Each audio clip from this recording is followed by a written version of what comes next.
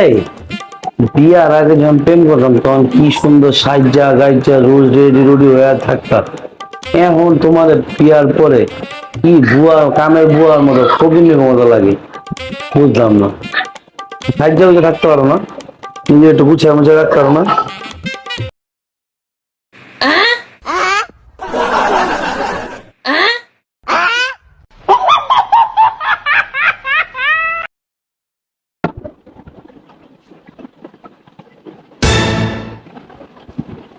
ঘরের কি অবস্থা? ঘর গুছাও না কেন? আমি কি বিয়ে থেকে কোনো কাম কাজ করছি নাকি? আমি একটু সাইডে গিয়ে যাবো, আপনারা দেখেন তো। আর আপনি তো কাউকে আমার রেখেছেন সাইডে গিয়ে থাকতে। না ভাই থাক।